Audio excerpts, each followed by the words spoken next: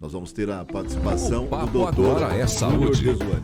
No J7 Notícias, sua saúde, seu direito, com Júnior Desuani. Oferecimento Sim Comércio Catanduva, por um comércio cada vez mais forte.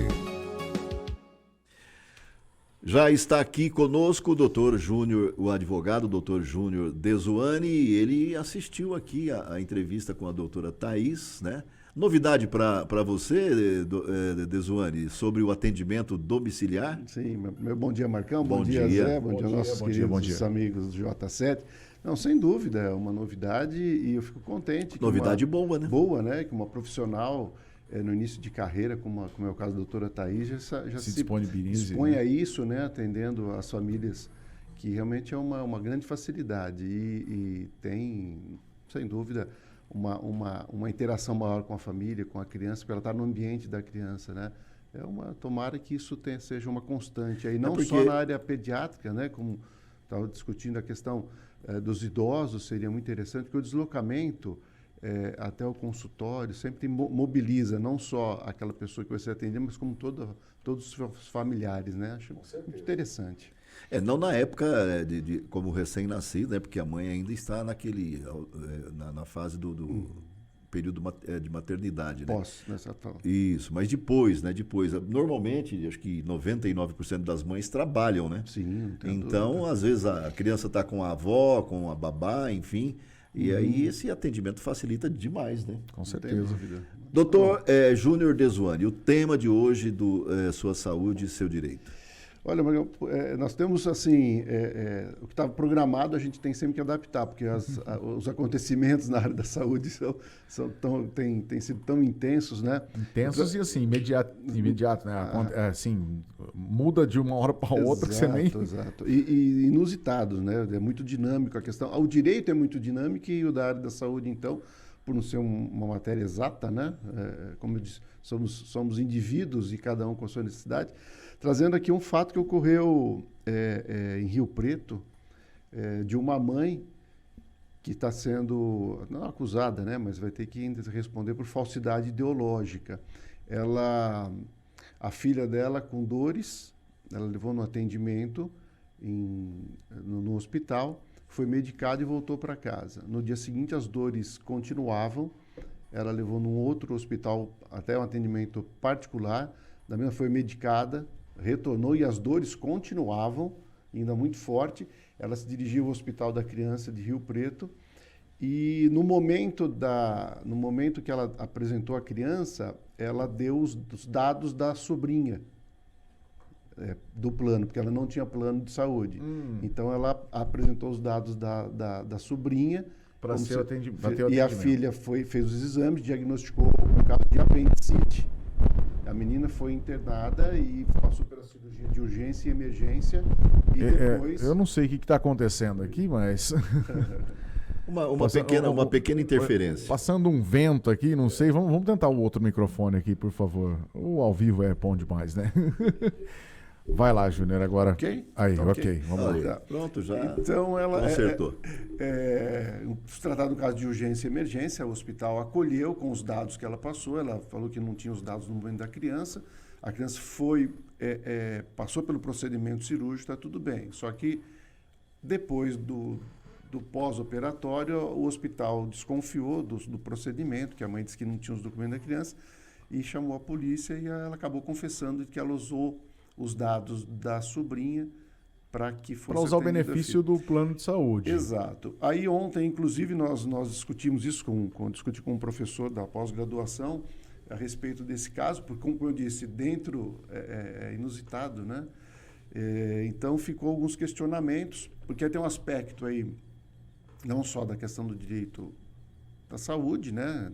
Levando em consideração a saúde da criança, mas tem uma questão agora também do campo penal, né? Porque ela vai ser indiciada aí, falsidade ideológica. Ou seja, o atendimento foi feito, foi prezado pela saúde da criança. Sim, inclusive o hospital alegou isso, como se tratava de urgência e emergência, ele fez o atendimento e depois foi ver a questão. Mas o interessante é que agora eu vou fazer uma análise de todo o procedimento, né? Então, se a criança já estava, a matéria traz que ela, dia 15, ela fez a primeira consulta, né? E depois, dia 17... No setor público, inicialmente. Exato. Ou seja, então, houve erro de diagnóstico, né?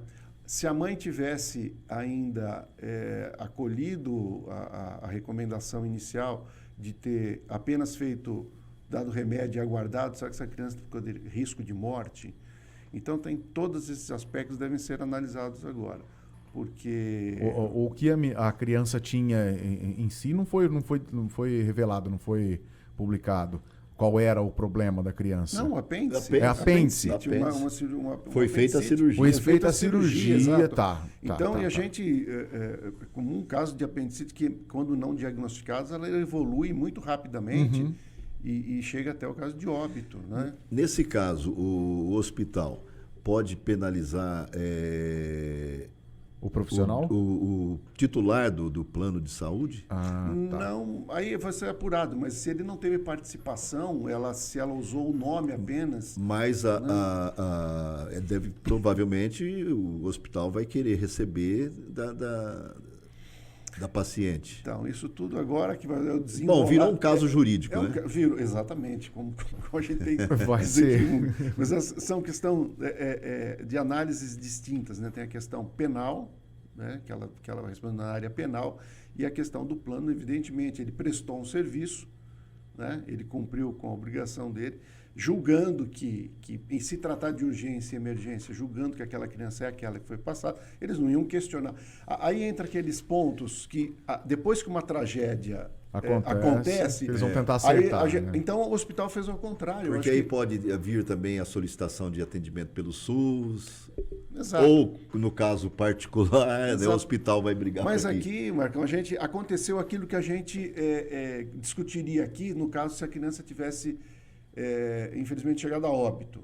Mas o hospital poderia ter atendido, depois verifica, primeiro a saúde. E aconteceu isso. O hospital, mesmo que tivesse suspeita que não era criança, mas tratando um caso de urgência e emergência, fez o atendimento, fez a cirurgia e depois resolve a situação. Deixa eu fazer uma pergunta em relação ao âmbito do trabalho. A pessoa que fez o atendimento lá, que teve o recepcionista ou a recepcionista, ela também, no entendimento jurídico, ela pode sofrer alguma punição por não ter solicitado o documento no momento exato, por fazer todo o trâmite, ou não? Sim, aí pode passar questões administrativas, né? Ela deve ter o cuidado. Mas eu vou sempre destacar a questão da urgência e emergência.